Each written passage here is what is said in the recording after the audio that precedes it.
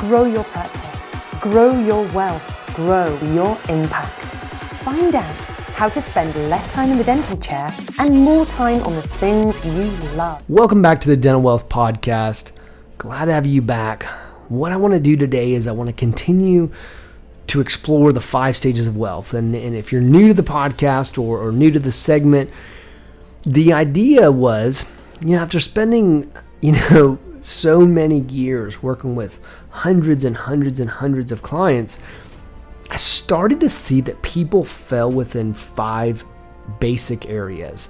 And if I could help people understand not only where they fell, but then how to get to the next step, the next level, the next move, then that would have a dramatic impact on their life and how things turn out. And so, people do not, I think one of the greatest tragedies is that dentists are constantly bombarded with advice that tells them to invest outside of their business. And most people started a dental practice because they wanted more time, but often that's the first thing that goes. That they wanted more wealth, but oftentimes they're struggling to pay payroll, right? and they wanted a certain lifestyle that they thought that would get them. And interestingly enough, most of the strategies, and I will stand by that statement, most of the strategies are not helping you get there. 95% of dentists will retire with less income than they had when they were working. And that's crazy to me. And I think that that's got to be fixed. And I'm passionate about changing that. And I know it needs to be changed. In the current strategies in the marketplace are usually about helping somebody else become wealthy. They help somebody else create a portfolio. And when you have a dental practice, you can get anywhere from 15, 20, 30, 40, 50% returns with like a 1% risk rate. But yet no one in the marketplace is showing you how to invest back inside a dental practice. And I think that's an absolute tragedy. And that's one of the reasons why I started this podcast, why I started Tower Leadership, and why I want to do the work that I do, is because I want people to really, truly get that and to understand the value of investing in this amazing asset. And we start off with stage 1 of wealth. And stage 1 was this idea and this mindset that money is greater than everything else. That if I could just get more money and if I could just get another 10% growth or 20% growth or 30% growth, then all my problems would go away, right? And then I would have everything I've ever wanted and life would be amazing and I would have savings and accumulation and I'd have the house I want and the car that I want. And that doesn't seem to happen. As people's income goes up, so do their expenses. And if you have an income mind state, and that's the problem with stage 1, is you believe that income is greater than everything else. And I always tell people, you get what you measure. And if you're measuring income, you'll get income. I promise you, you'll get income. But the problem with income is that it always gets spent. And so we want to show you and talk through that. We got to kind of, I'll give you strategies around that, but that's stage 1. And the problem with stage 1, lottery winners are in stage 1, right? Because from a economic standpoint, they don't understand that money does not necessarily make you wealthy. It's really about the mindset and how to manage that money and how to buy assets and how to accumulate assets. And so people get stuck in stage 1, oftentimes have a hard time getting out. And then what ends up happening is we tend to get to stage 2, which eventually we realize, I'm never going to have all those things. Well, by the way, you can have those, but oftentimes people decide to settle. And I call stage 1 the dreamer, and stage 2, I call it the settler, the person who just decides to settle.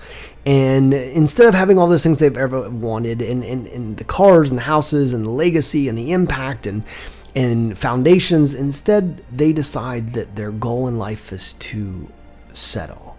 That if they could just retire, if they could just stop working, and then they would get to where they want to be. And to me, I think becoming the settler is one of the greatest tragedies that our complete economic and financial model moves people towards a place of not wanting to provide anything. And the problem with that is, now I want you to be able to come and go as you want and be able to go on trips and do all the things that you'd be able to do in so-called retirement, but I want you to do them on your terms. I don't want you on a fixed income, and I certainly don't want you to have less income than you had while you were working. And if you listen to the podcast before this, I talked about what's wrong with that model. And so if you need to learn more, I'd go back and maybe listen to the podcast before this one or the one before that. But I want you to understand that we don't want to settle, right? We don't want to just not outlive our income. I mean, this idea is sad. I mean, we went to be a dentist to do amazing things and to grow a business and to impact lives. And so stage 2 is the settler. Well, I think stage 3 we talked about last time, which is the risk taker, which is the person who starts to realize, no, it's about accumulating assets. It's about accumulating assets. And if I can start accumulating more assets, that would provide me more income. That's the game. I actually take my income, and I don't live off all my income. I take my income and I buy assets, and those assets produce income. And so if I can continue to take my income and buy assets, I'll have passive cash flow. The more passive cash flow I have, the more I have the ability to live the life I've always wanted. And see, that's the key, is that I want to live that life, and I want to have the ability and abundance and to be able to do the things I've always wanted to do. So I think that's key in understanding, if you want to have this life that you've always dreamed of, you got to accumulate assets. You can't just raise your income. The person says, well, I want to go from 50,000 to 100,000. I promise you that won't build wealth. You got to take the difference and buy assets. The problem with stage 3 is that this person tends to get egocentric, right? They start to feel like they've got it all together, and so they don't build the relationships and put the things around them to protect them. And so we saw in 2008, there was a lot of people in stage 3 that all of a sudden ended back up in stage 1, because all of a sudden now they lost everything, and now they need more money, and money's greater than everything else. So we've got to protect those assets. We actually have to do smart things so that we're excited about. Believe it or not, you can be excited about a down economy. That a lot of people expand in down economies and they buy assets and they get assets on sale, right? Wealthy people buy low and sell high. So changing our economic mindset and getting out of stage 3 to stage 4. And what is stage 4 then? So if I've got assets and I build those assets and I've done a job and I start to protect myself, then I've got to ask what's next. Then what comes next? So what would you imagine comes next? And what comes next is that time is greater than everything else. See, in stage 4, we recognize that time is greater than everything else. That time is the most important asset. That really what you want to do ideally is create the ability to have the time to do the things you want. One of the reasons why that people want to retire is that they want to have the time to be able to do the things they want. The problem oftentimes is they don't have the income or the assets to do the things they want to do, not really want to do. And so they live on what they call fixed income. But eventually what you want to do is you want to be in a situation where you have a team of advisors. You've improved your relationship. You've improved the people around you. You've gotten past stage 3 by putting the relationships in place that will protect you. You get ready for a down economy. You get excited about a down economy. You sell in up economies and you buy in down economies. You have capital. You have money put aside. And you look today, right now, the stock market's at an all-time high. And the mistake that people are making is they assume this is going to last forever. You heard it here first. It won't. It won't. Look, it's just a fact that there's economic cycles, okay? And so you got to look and say, I see the banks right now lending it on things. They're doing the same thing they were doing in 2008. And yet people are spending as if no economic times will change, but you've got to make sure that you start actually getting ready to be a stage 4 thinker. And so you've got to be ready right now in this economic time. What you don't do is spend as if this economy will last forever. You use this economy and the growth in the economy to accumulate capital so that when the opportunity's ready, when you can buy $2 million homes for $400,000 or $500,000, when you can go buy buildings for half what you pay right now, when stocks are down, when you have the ability to truly make the money, right? You want to be there. And so what you want to do is you want to be in a position at stage 4 where now you have the capital, you have both the assets, but you also have the capital, and you have the advisors, and you have a team of advisors that are bringing you, right? Those investments. And you have a team of advisors, and you often will have a personal assistant, and you also often will have people that deal with all the mundane tasks. Now, at stage 4, most of the things that took up your time are being handled by other people. And you get really good from an entrepreneurial standpoint of having people in your life that actually take care of all the things that hold you back, that you actually start looking at your time and you start saying, hey, listen, here's a great question. What's my time worth per hour? What's my time worth per hour? And you start looking at all those tasks. Now, a simple one, which I want to get more complicated than this one, but this is a kind of an easy one to understand. Mowing your lawn. Now, some people like the idea of mowing their lawn. I get that. But the truth is, if you're wealthy, you probably don't need to spend half your Saturday mowing a lawn. And I'm not saying that you might want to do that because you enjoy it, but because your time is so much more valuable. It's more valuable to be with your family. It's more valuable for you to be working if you want to be doing that. It's more valuable for you to be analyzing investments. It's more valuable for you to be growing your company. It's more valuable for you to be acquiring another asset. Your time becomes precious in this world, and you realize that there's only so much of it left. And you got to protect it. And by the way, the more successful you become, the more people who want some of your time. And it happens to me all the time. I'm constantly bombarded with people who want some of my time. And like I laugh these days when I get LinkedIn messages, and I don't even check my own LinkedIn, but I get told about some of these messages that come through, and people are like, why don't I put myself on their calendar? Like, they don't understand the people that they actually want to sell, for instance, that they want to buy their service. Like, we don't have time to put ourselves on someone else's calendar. And so they're not, because of their wealth position, they don't really understand how successful people operate.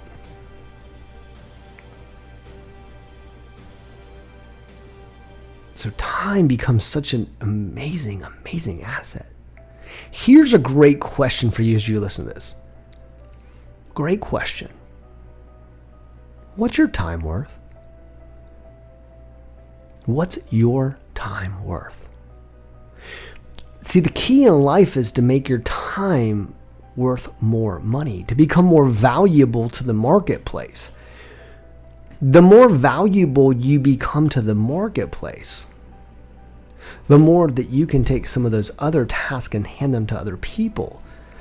Even very expensive tasks can be handed off to other people, because when you get in stage 4, you have become so valuable. Your time has become so economically valuable, intrinsically valuable, that you would not trade it for $400, that you wouldn't trade it for $1,000. Your time becomes way more important than that. To get to stage 4, you've really got to be thinking, how do I create more time? How do I get other people doing the things that are holding me back? What if I had nothing but unlimited time to focus on growing my business and spending with my family? doing the things that I love. See, that's the people that settled. The people that settled in stage 2, they never got there. They never got there because they never had the economic resources to do that. They settled. See, at stage 4, your assets are growing, your income is growing, your legacy is growing, your impact's growing, your value's growing to the marketplace. All the things you're providing and adding are actually increasing, not decreasing as in retirement. They're increasing. There are plenty of 85-year-old, 95-year-olds. I mean, look at Warren Buffett. Warren Buffett, right, is in his 80s. How much is his time worth an hour? See, the value of his time. Imagine if you just sat down with Warren Buffett for an hour and picked his brain on where to put money, why he puts money in certain places. See, that's becoming valuable. See, now Warren Buffett can stop and do whatever he wants, and he can go on vacation, and he can get on a private jet, and he can travel wherever he wants to. And I know people talk about that he still has a home that he's had forever, but he also has a really nice house on the a really nice, expensive house on the beach, and it has a lot of other properties as well. So here's what I need you to understand is stage 4 thinking is, and how do we get to stage 4 is, and we start thinking about this mentality is you got to think about it like this. What is not worth my time? Now first, what is my time worth? And then find those things that are not worth your time. And how do we get somebody else doing those things? But you've got to make your time valuable. If you're not going to be doing something to grow your net worth, be with your family, be doing something you love. But the other time, do it on personal development. Spend that time on personal development. Spend that time on growing your business, growing your acumen, your education. That's what great people do. That's what great wealthy people do is they continue to grow and grow. We call them transformative. So you can't get to stage 4 unless you're a transformative person by nature. So when you get to stage 4, see, you get to have the time you've always wanted. You also have the assets, and now investing becomes fun. Now buying things become fun. See, you've moved way past income. You blew by income a long time ago. You feel sad for the people that are just retiring because you're spending your time growing and having an economic impact on those around you. You're hiring people. You're building the economy. You're growing assets. You're contributing so many ways. And now you have the time to be able to impact other people, to be able to spend time with educating, to be able to time growing your company, and you're doing the things you love. And it's hard to get to stage 4. Many people have told me they are, and when we look at it, they're not. Stage 4, we can talk about, and in my book, I'm going to lay out the different types of advisors and what you need to be looking for in each type of advisor so that you have a bunch of people bringing you the right information. Not someone trying to make a sales commission, by the way. You've blown past those people. You're looking for the people who don't need the money either, and they're there to advise you, and they get paid well to advise you. Remember, stage 3 thinking is having the cheapest advisor, the most inexpensive advisor. When you get to stage 4 thinking, you've blown past that. You don't mind spending extra for better advice. And you're okay with somebody getting paid well because they're giving you a great advice. You have a team of people around you that are not jockeying to become the salesperson of the month. They probably own the whole company.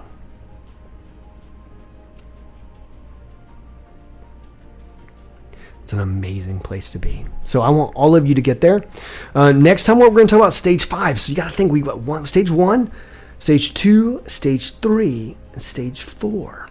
Stage 4 is the manager.